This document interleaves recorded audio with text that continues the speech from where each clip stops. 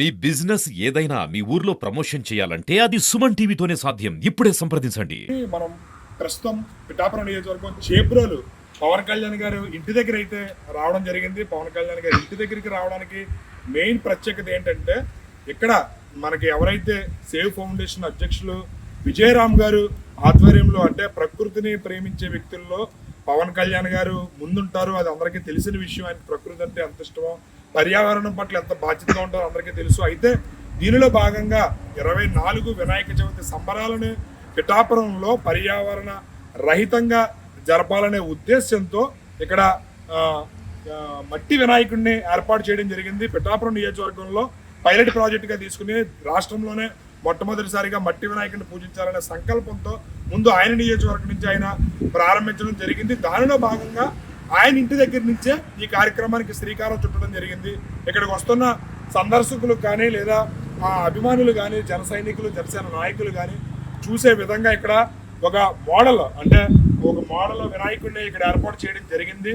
దీనిలో భాగంగానే ఇక్కడ మనం రావడం జరిగింది. ఎందుకంటే పవన్ కళ్యాణ్ గారు పిఠాపురం నియోజకవర్గంలో సుమారు ఈ సేవ్ ఫౌండేషన్ ఆధ్వర్యంలో విజయరామ్ గారు నేతృత్వంలో 130 విగ్రహాల వరకు ఈ సంవత్సరం మట్టి గణపతి విగ్రహాలని తయారు చేయడం అయితే జరుగుతుంది. దానిలో భాగంగా వాళ్ళ ఇంటి దగ్గర, చేబ్రోలు ఇంటి దగ్గర అయితే ఇక్కడ మోడల్ వినాయకుడిగా ఒక వినాయకుడిని ఇక్కడ ఏర్పాటు చేయడం జరిగింది. మనం అక్కడికి రావడం జరిగింది. ఒకసారి మనం చూద్దాం. చూశారు కదా, ఇక్కడ పవన్ కళ్యాణ్ గారు చేబ్రోలు నివాసం వద్ద మట్టి గణపతి నమూనా ఏర్పాటు చేయడం జరిగింది. ఇక్కడ సుభాష్ పాలేకర్ గారు ఏదైతే ప్రకృతి సేద్యంలో పండిస్తున్నారో అలాంటి వస్తువును కూడా ఇక్కడ వాడడం జరిగింది. అదేవిధంగా డెకరేషన్ కూడా చాలా న్యాచురల్ పద్ధతిలో తయారు చేయడం జరిగింది. ప్రకృతిని ప్రేమించే ప్రతి ఒక్కరికి ఇది నచ్చుతుంది.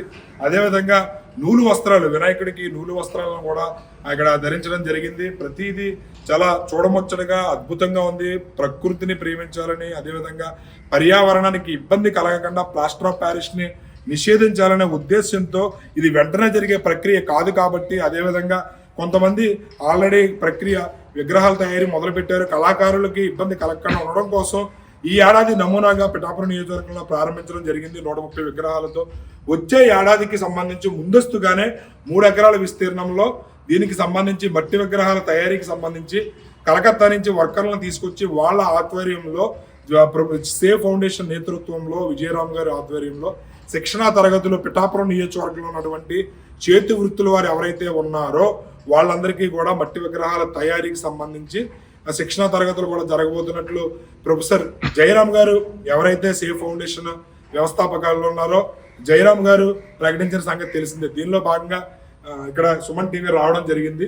ఇక్కడ గమనిస్తే ఈ వినాయక విగ్రహం దగ్గర నూలు వస్త్రాలు ధరించడం జరిగింది. అదేవిధంగా చేతి సంచి ఏదైతే ఉందో, మనం బజార్కి వెళ్ళేటప్పుడు చేతి సంచి తీసుకుని వెళ్ళాలనే ఉద్దేశంతో ఇక్కడ క్లాత్తో తయారు చేసినటువంటి, నూలు వస్త్రంతో తయారు చేసినటువంటి చేతి సంచిని కూడా ఇక్కడ పెట్టడం జరిగింది. అదేవిధంగా వాళ్ళు వాడే తాళ్ళు కూడా మనకి కొబ్బరి తాళ్ళు, ఈ వాడే తాళ్ళు కూడా కొబ్బరి తాళ్ళను ఇక్కడ ఉంచడం జరిగింది. అదేవిధంగా ఇక్కడ స్వామివారికి సమర్పించే నైవేద్యాన్ని కూడా తాటాకు బుట్టలో, ఇక్కడ తాటాకు బుట్ట అల్లడం జరిగింది. తాటాకు బుట్టలోనే ఆ నైవేద్యాన్ని కూడా వస్తువులు ఇందులో ఉంచడం జరిగింది. ప్రతిదీ కూడా చాలా ప్రకృతిని ఇష్టపడే వారికి నచ్చే విధంగా, పర్యావరణానికి ఇబ్బంది కలగకుండా ప్రకృతి ప్రసాదించినటువంటి ఏదైతే న్యాచురల్గా దొరికే ఏవైతే వస్తువులు ఉన్నాయో అన్నిటినీ కూడా వాడి అందంగా తీర్చిదిద్దడంలో నిజంగా సేవ్ ఫౌండేషన్ జయరామ్ గారి నేతృత్వంలో అద్భుతంగా జరిగింది. పవన్ కళ్యాణ్ గారు చేబ్రోలు నివాసం దగ్గర చాలా చూడముచ్చటగా ఉంది. ప్రతి ఒక్కరూ దీన్ని ఆదర్శంగా తీసుకుని రాబోయే తరాలకి